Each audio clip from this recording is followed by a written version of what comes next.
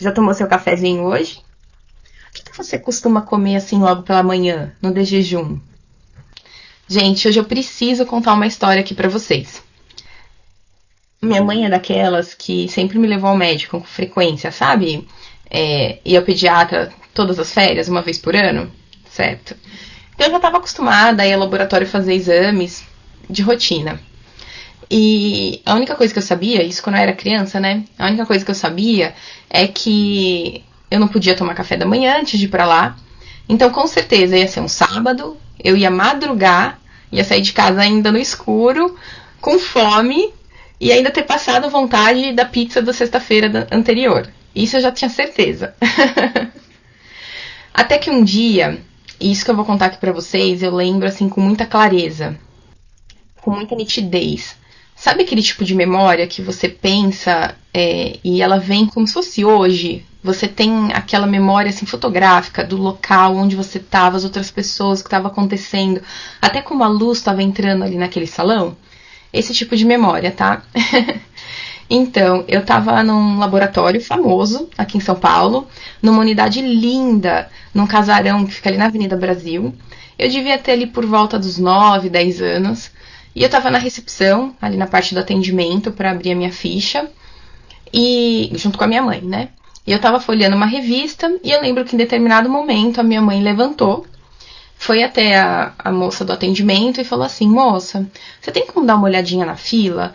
Porque a minha filha logo logo vai fazer 14 horas de jejum, e a outra moça da recepção avisou que se passar de 14 horas, vai ter problema no exame que ela vai fazer. Long story short, eles priorizaram meu atendimento, né? Deu tudo certo. Mas o que mais me marcou nesse dia foram 2 pontos. Primeiro, que eu lembro claramente desses instantes antes da minha mãe levantar. E eu tava folheando uma revista, ao mesmo tempo que eu tava prestando atenção no movimento ali das pessoas sendo atendidas e abrindo a ficha.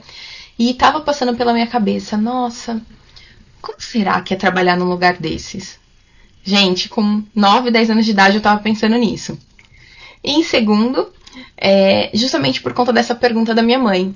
Eu lembro que foi um daqueles momentos, sabe, assim, que na minha cabeça, jejum era uma coisa que quanto mais melhor. Não era isso? Como que não? Eu lembro que eu fiquei chocada de saber, de conhecer, de perceber que tinha um limite mínimo e um limite máximo pro jejum. Nem se passou pela minha cabeça isso. Eu acho que eu devo ter feito algumas perguntas para minha mãe, que não soube responder, claro, mas vida que segue.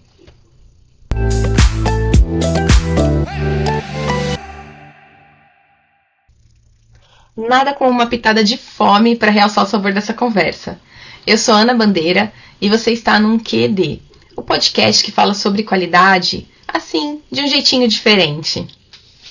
Gente, eu tô amando esse negócio de ficar indo atrás do significado das palavras, mesmo. Tá sendo tão legal, porque assim, com tantos anos no ensino tão técnico, a impressão que eu tenho é que tudo vem do latim ou do grego, não é? Sempre vem assim. E tem sido meio mind-blowing mesmo, essa brincadeira. De origem do kibundo, uma língua africana, a palavra de hoje é um substantivo masculino, cujo significado é comida refinada, petisco. Isso mesmo, a palavra é quitute. Quitute pode ser usado no sentido figurado também, querendo dizer aquilo que agrada, atrai, deslumbra, encanto, meiguice. Como no exemplo, ela é uma convidada cheia de quitute. E ela é mesmo.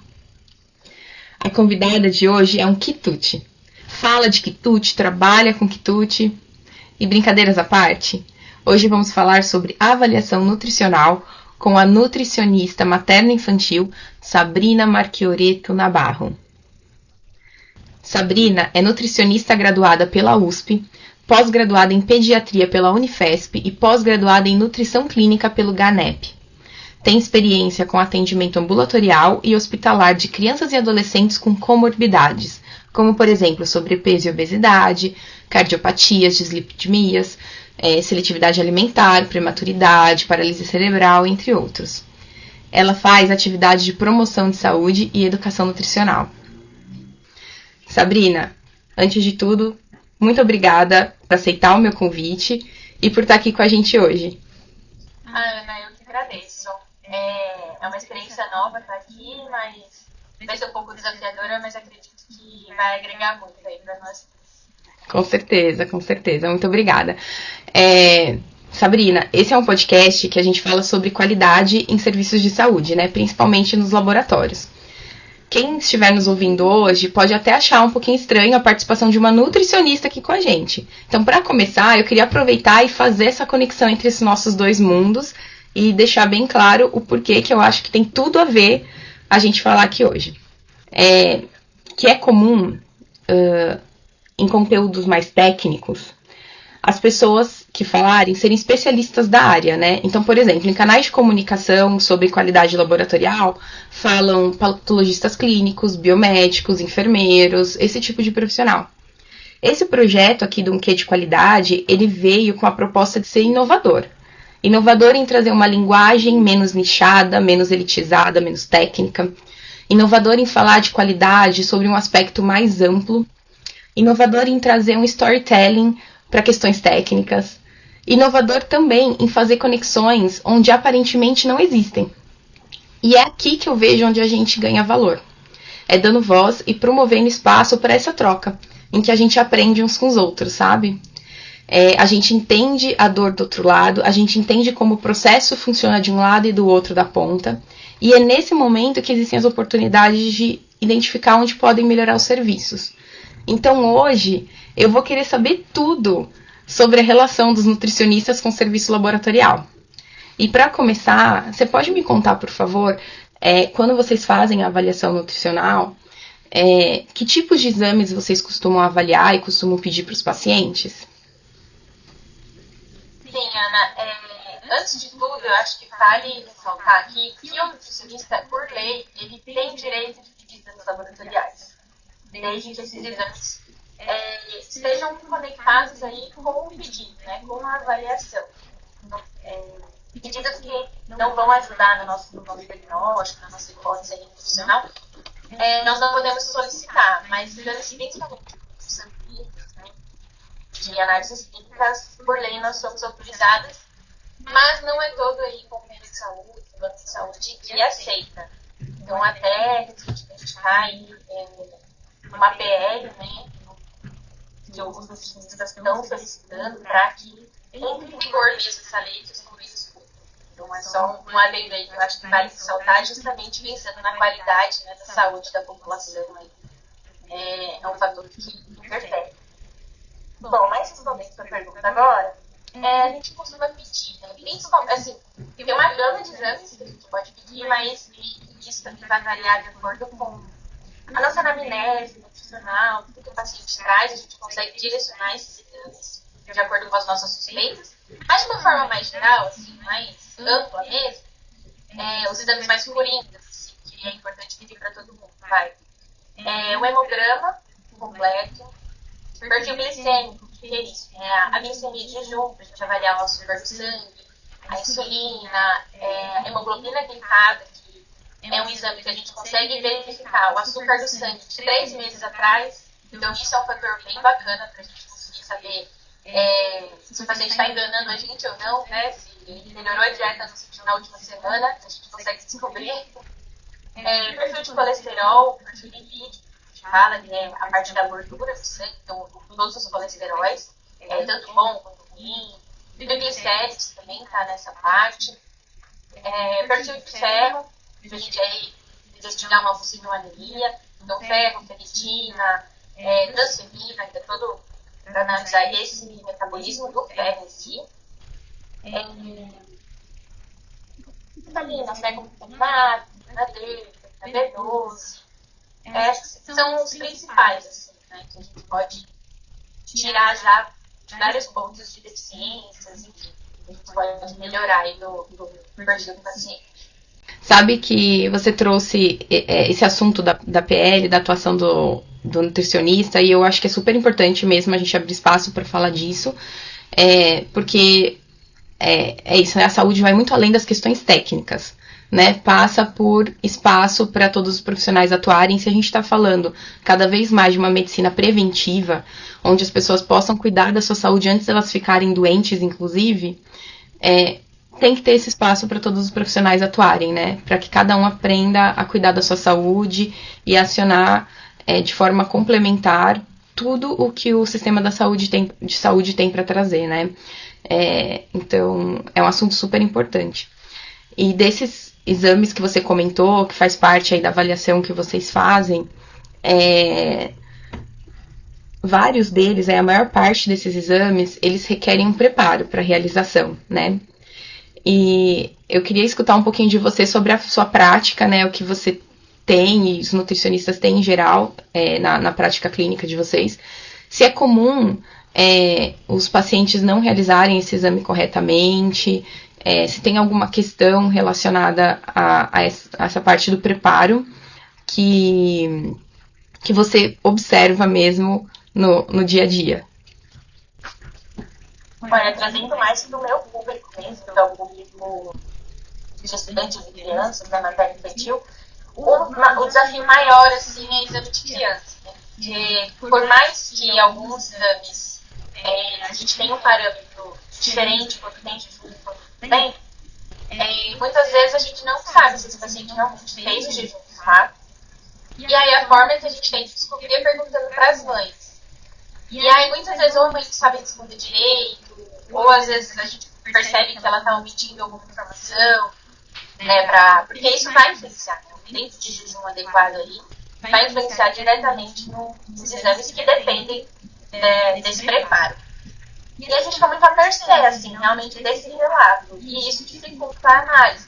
Porque, às vezes, é uma mãe que não lembra qual foi o período que a criança ficou de jejum.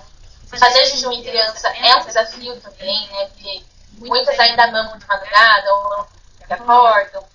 Então, fazer essa criança aí não comer nada, quando ela já tem uma rotina, é um desafio até para a mãe. E aí a gente fica um pouco nessa berlinda, sabe? Se fez, não fez, como foi feito. Então, dificulta um pouco a análise. Então, tem que ser uma análise muito mais cuidadosa, muito mais delicada. Assim. Porque isso vai interferir totalmente na nossa conduta, né? Sim. Como você comentou aí dos exames que vocês normalmente avaliam, então o perfil glicêmico, por exemplo. Se a pessoa não fez o preparo correto ou mudou alguma coisa recentemente para ir bem no exame, né? Acho que para adulto isso acontece, para criança nem tanto, mas para adulto a gente vê, né? Aí a pessoa melhora a alimentação dela e exercícios físicos mais na semana que vai fazer o exame. E aí a gente já tem aí a glicada, como você comentou, para denunciar, né? Se alguém fizer isso. Outros exames, como por exemplo os do perfil lipídico, principalmente, os laboratórios já fizeram esse trabalho de validar intervalos de referência e metodologia para ter tanto a situação com jejum como sem jejum, né? Mas não são todos, né? Tem outros que acabam interferindo mesmo e eu achei muito importante, por isso inclusive te convidei para vir aqui, para a gente conversar sobre esse contexto dos pacientes pediátricos. Porque é diferente da gente passar um preparo para um adulto, né? A criança nem sempre entende que ela tem que fazer o jejum, ela sente fome e ela quer resolver o problema dela, né? E aí, eu como mãe de duas, sei o que é a dificuldade para ir lá e fazer o exame com o preparo correto. E o público geral, quando não souber os impactos disso, muitas vezes nem comunica ao laboratório que não fez o preparo correto, né? E é super importante vocês, na outra ponta, que pegam esses resultados e estão frente a frente ao paciente, você consegue saber, né, se possivelmente ele não fez corretamente o preparo, ou porque você conhece aquele paciente, você conhece o perfil dele, né? E fica mais evidente, né, que isso pode ter acontecido. E aí, você falou um pouquinho, né, que dificulta a avaliação depois. Como que essa falta de preparo correto, principalmente em relação ao jejum, que a gente está falando aqui, ela pode impactar na interpretação dos exames, né? Você tem algum exemplo? E você acha que teria alguma coisa que seria mais fácil de perceber se tivesse alguma sinalização no laudo, ao invés de você ter que perceber através daqueles resultados e como se diz? Suspeitar de que pode ter tido alguma interferência disso e perguntar para o cliente. Então, antes dessa inferência toda, né, se viesse alguma sinalização, seria mais fácil para você? Olha, com certeza seria. Então, eu acredito que, assim, se num momento ali já do exame tivesse uma investigação um pouco mais apurada do laboratório para saber isso da mãe, porque é muito mais fácil a mãe lembrar dia do exame, se fez jejum ou não fez, do que às vezes uma semana depois, 15 dias, enfim, que ela vai chegar numa consulta, né? Mais difícil dela lembrar, realmente. E aí, pensando no que interfere, por exemplo, se é uma criança que não fez o jejum correto, às vezes uma glicemia ali, que seria de jejum, não é, vai dar alterada, vai dar uma glicemia maior, e aí a gente pode suspeitar aí de uma hiperglicemia, uma possível diabetes. Então, como que eu vou lidar com isso? Às vezes eu vou achar que uma criança tem uma tendência aí a uma resistência à insulina, ou né, um pré-diabetes, sendo que na verdade só foi um jejum que ela não fez da maneira correta. Então, nesses casos, até de uma suspeita, de um jejum ou de um preparo correto, né, é interessante até para refazer o exame, para a gente confirmar se realmente veio ou não, e aí alertar sobre esse preparo adequado. Contrapartida, se existisse, né, alguma forma de sinalização ou de alerta aí para as mães, uma investigação maior, no dia mesmo do exame, a gente já pouparia todo esse trabalho, né? E a gente está falando não só trabalho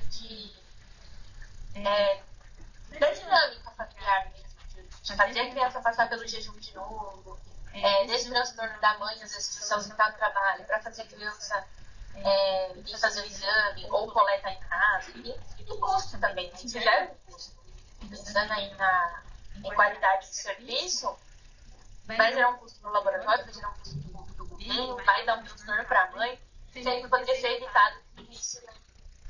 De gente não, basicamente.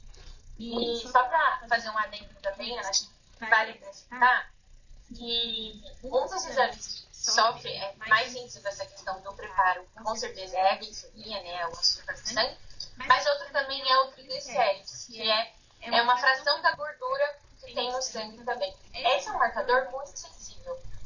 Então, se é uma pessoa que nos últimos 2 dias, nos últimos 3 dias, se exagerou no consumo aí de pão, macarrão, batata, que seriam os carboidratos, comeu pizza, enfim, e vai fazer o exame logo em seguida do triglicérides, vai dar alterado.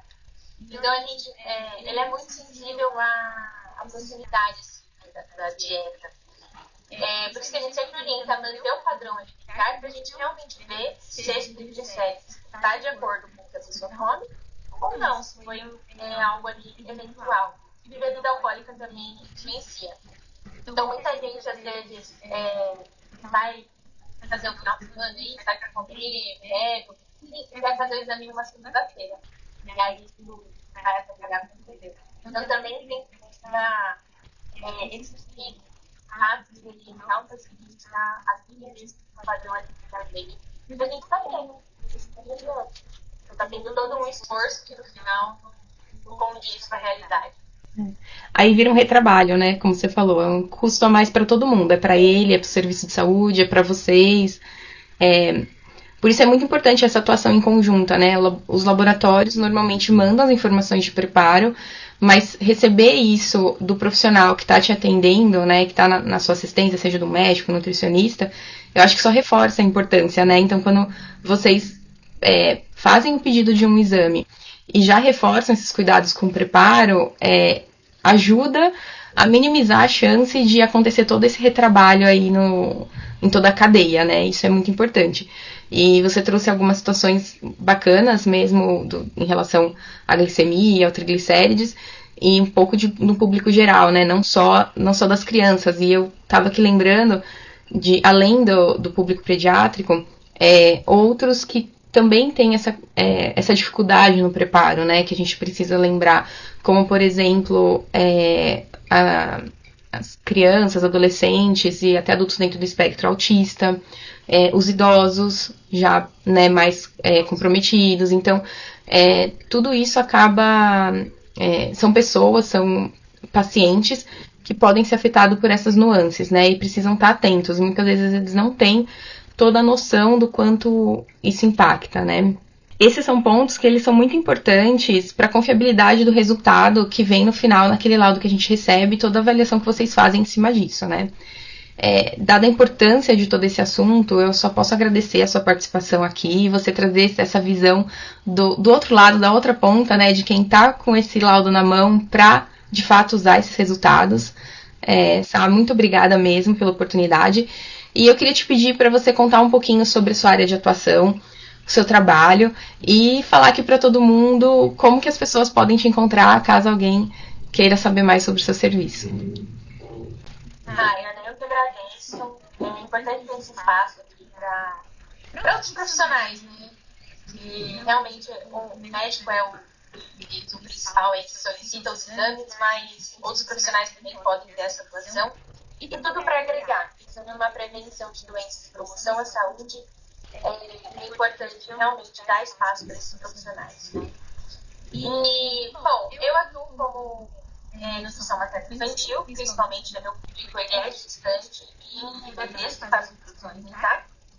Mas eu atuo desde a pré-concepção, então pensando em mulheres e homens que querem engravidar, querem tirar o bebê, atuo desde esse início até a adolescência, pegando todas essas fases da vida. Mas minha atuação principal é gestante e produção alimentar. Aí eu faço acompanhamento, né, pensando em ganho de peso, prevenção de diabetes gestacional, adequação da suplementação da gestante, sobre a produção alimentar, tipos métodos de produção alimentar.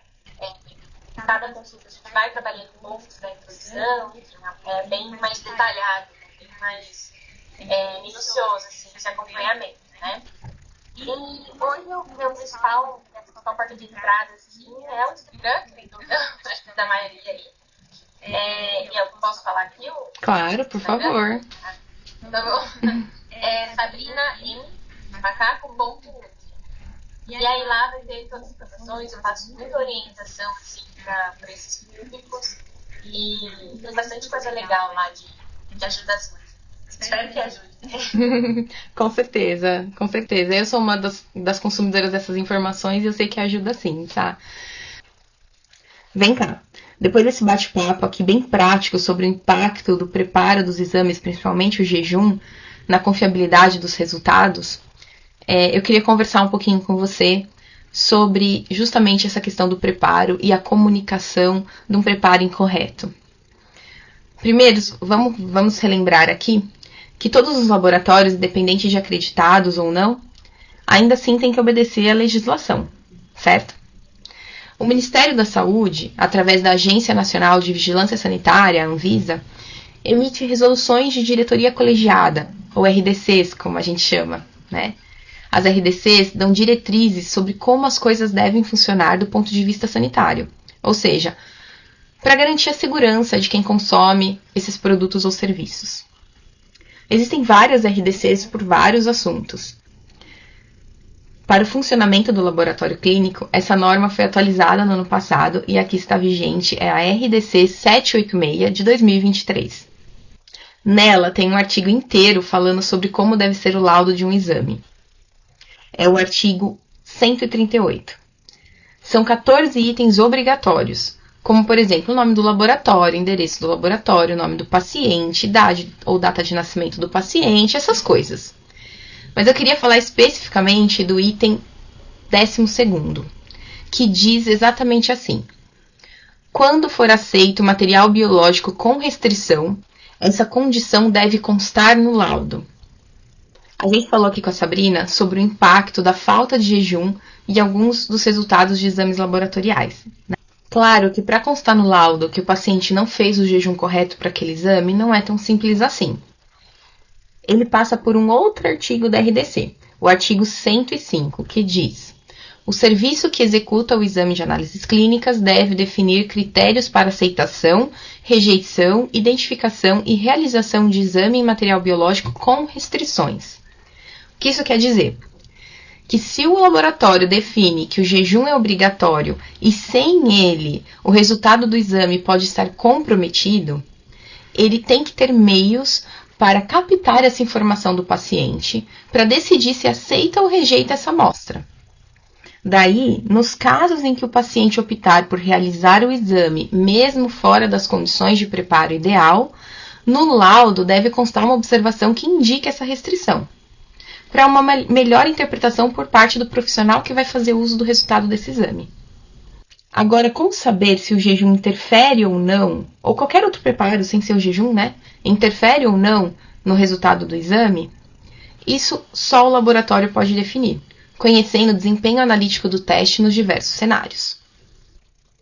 Portanto, se você é um profissional que trabalha em laboratório, se informe sobre o desempenho analítico dos exames que você faz. Leia as instruções de bula do fabricante ou leia o relatório de validação desse teste, desse exame e traga discussão acerca desse assunto para os seus pares. Se você é paciente de algum serviço de saúde, se informe sobre o preparo correto do exame. Assuma a sua responsabilidade sobre a qualidade do serviço que você mesmo está contratando. Não deixe isso na mão só do laboratório. Questione.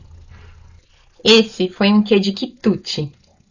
Se você gostou desse episódio, por favor, curte, compartilhe, salve para ver mais tarde ou deixe um comentário. Saiba que qualquer interação sua com esse conteúdo ajuda com que ele chegue para mais pessoas que também têm esse interesse.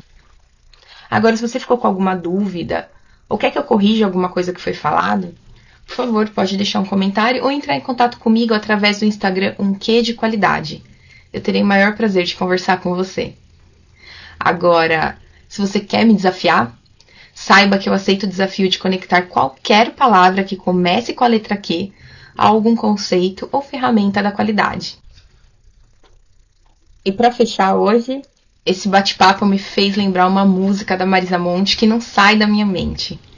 Você conhece essa música? Chama Não É Proibido, da Marisa Monte. É aquela música que ela fala o nome de um monte de doce. E fala assim, ó.